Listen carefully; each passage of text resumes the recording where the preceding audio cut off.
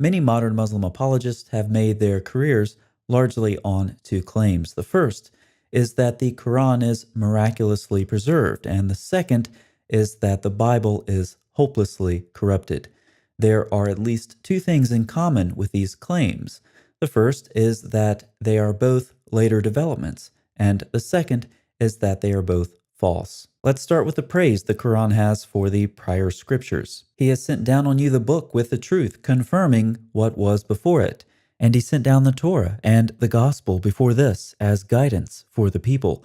And now he has sent down the deliverance. Notice that in Surah 393, the messenger depends on the Torah to validate his claims. Say, bring the Torah and read it if you are truthful. Yet, how will they make you their judge when they have the Torah containing the judgment of God? And in their footsteps we followed up with Jesus, son of Mary, confirming what was with him of the Torah, and we gave him the gospel containing guidance and light, and confirming what was with him of the Torah. And finally, if you are in doubt about what we have sent down to you, ask those who have been reciting the book before you. Many scholars have also noted that the Quran does not provide the basis for the entirely dismissive attitude that modern Muslims have regarding the scriptures of the Jews and the Christians. The Quran revealed to the Prophet Muhammad is said to confirm what is with them. Obviously, this refers to a text that existed with the Jewish or Christian communities at the time of the Prophet. The people of the book are described as reciting verses of Allah. Many verses in the Quran refer to the people of the book as ones to whom God gave the book, and who are asked to establish Torah and Injil. The Jews at the time of the Prophet are readers of the Scripture, as are the Christians. In no verse in the Quran is there a denigrating remark about the Scriptures of the Jews and the Christians. Instead, there is respect and reverence. Any disparaging remarks were about the people of the book, individuals or groups, and their actions. Contrary to the general Islamic view, the Quran does not accuse Jews and Christians of altering the text of their scriptures, but rather of altering the truth which those scriptures contain. The people do this by concealing some of the sacred texts, by misapplying their precepts, or by altering words from their right position. However, this refers more to interpretation than to actual addition or deletion of words from the sacred books.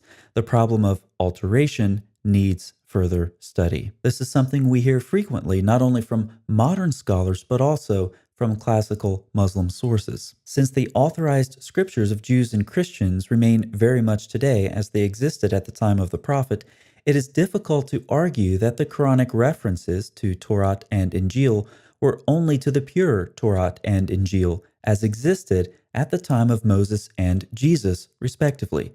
If the texts have remained more or less as they were in the 7th century CE, the reverence the Quran has shown them at the time should be retained even today. Many interpreters of the Quran, from Tabari to Razi to Ibn Taymiyyah and even Qutb, appear to be inclined to share this view. The wholesale dismissive attitude held by many Muslims in the modern period towards the scriptures of Judaism and Christianity do not seem to have the support of either the Quran or the major figures of tafsir. Muslims who want to argue that the Quran does in fact affirm the corruption of the Jewish and the Christian scriptures must deal with the fact that in the Quran an actual name of one of the earlier scriptures never appears as the object of a verb of tampering. Furthermore, neither the word kitab nor any other term for a written document appears as the object of an alteration verb. But what did the early Muslim commentators think of the state of the Jewish and Christian scriptures? Dr. Gordon Nickel has done a thorough study of Muqattil's 8th century tafsir as well as Al-Tabari's tafsir to see what they had to say about the corruption of the prior scriptures. His methodology was to examine the 8 Arabic roots associated with corruption, concealment, or alteration of the prior scriptures, as well as the specific Quranic verses that are usually used to substantiate accusations of corruption. Modern Muslims would like to be able to look at these early commentaries and to see claims about the corruption of the prior scriptures similar to the ones they make today. Unfortunately for them, this is not the case. Muqatil does understand Surah 279 to refer to an alteration of the text of the Torah, but this was simply a change made by a small group of Jews and limited to Muhammad's name. Muqatil writes, "This is about how the chiefs of the Jews of Medina erased the description of Muhammad from the Torah and wrote other than his description and told the Jews something other than the description of Muhammad." Gordon Nichols summarizes Muqatil's perspective. "It is clear from the analysis of Muqatil's exegesis of the tampering verses that he did not understand the verbs tamper and change to refer to an act of textual falsification of the earlier scriptures by the people of the book, either in the pre-Islamic past or in Medina at the time of Muhammad.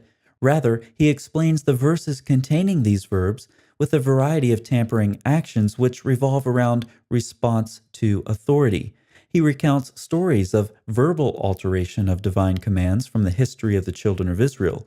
He also tells stories of inappropriate Jewish response to the Prophet of Islam.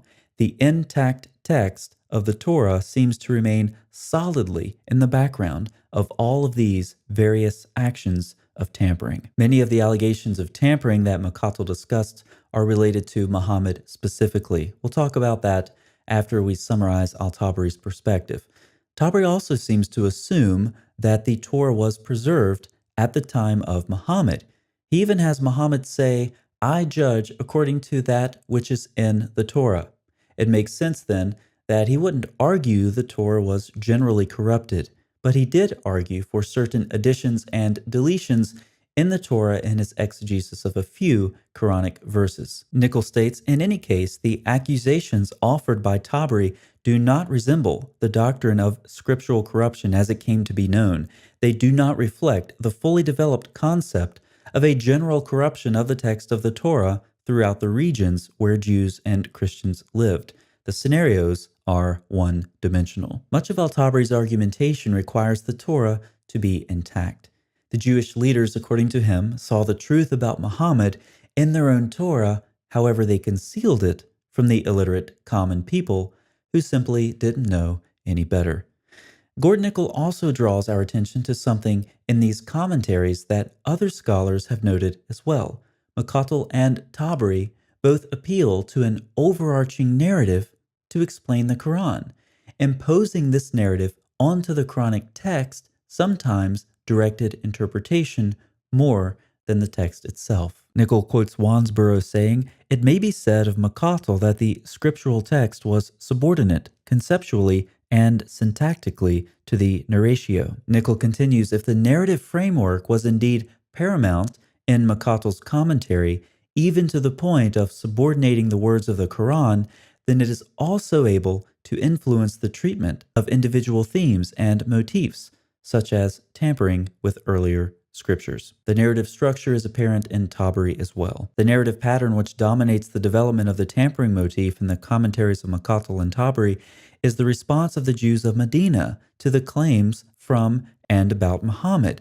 One of the most important indicators of this influential pattern is the frequency of identification of the object of tampering as the description of the Arabian prophet in the Torah. This expression occurs repeatedly in various forms. Often the object of tampering is simply Muhammad. Muqatil most frequently mentions the matter of Muhammad, then his description, his characteristics, his sending, and declaration. Thus, much of what Muqatil and Tabari have to say on these issues is influenced by the narrative framework that they are imposing on the Quran, namely Muhammad's interaction with and rejection by the Jews in Medina. It was obvious to the commentators that Muhammad was the prophet described in the prior scriptures. So, their discussions of falsification of the Torah dealt primarily with information related to Muhammad. This is a far cry from the accusations of rampant corruption that we hear from modern Muslims. The prophethood of Muhammad in both commentaries, therefore, is based upon the alleged continuity of his recitations with the revelations of the past, rather than upon a claim of discontinuity, because those scriptures had been previously falsified. So, how did we get to where we are today? Well, some of this has to do with Ibn Hazm, who argued in part from his own presuppositions. So, for example, the doctrine of infallibility of the prophets was well established and developed by his time. Therefore, any so called scripture that talked about a prophet sinning was likely corrupted, or any text that talked about God using anthropomorphisms was corrupt, because that's not supposed to happen. Given the unfortunate consequences for critics of Islam throughout his period and after his arguments were able to thrive, some of them are still around today. More recently, in the modern period, the Muslim accusation of the falsification of the biblical text took a quantum leap in the 19th century, in part through the work of al-Hindi. And as we've already discussed, modern Muslim apologists have developed these claims further. But for thinking Muslims, problems remain. One that stands out to me is that the Quran borrows from rabbinic legends, often mixing them in with stories from the Torah, as if it can't tell the difference. We see this in other Arabic literature as well. This combination of purported biblical quotations and almost literal translations of biblical verses is a striking feature of medieval Arabic literature that should always be kept in mind. As has been mentioned, sometimes parts of these quotations are based on Midrashic and later Jewish sources, taken by Muslims to be an integral part of Scripture itself. But any reasonable person would acknowledge that mistaking Midrashic material for Scripture in medieval Muslim sources indicates a lack of knowledge on the part of the author. Why isn't the same thing true for the author of the Quran? Further, the Quran clearly contradicts the books it thinks it's affirming. Additionally, the Quran knows of the Torah and Gospel, but spends much of its time borrowing from later expansions of both. And the Quran treats mystical exegesis as if it's historical fact. These are difficult issues because there is simply no way that the Quran can be seen as being knowledgeable about its sources or in line with the Gospel and Torah. As Muslims have become more and more aware of this over the centuries, their claims about wholesale corruption of the Jewish and Christian scriptures have become stronger. Their evidence for these claims has not. See you next time.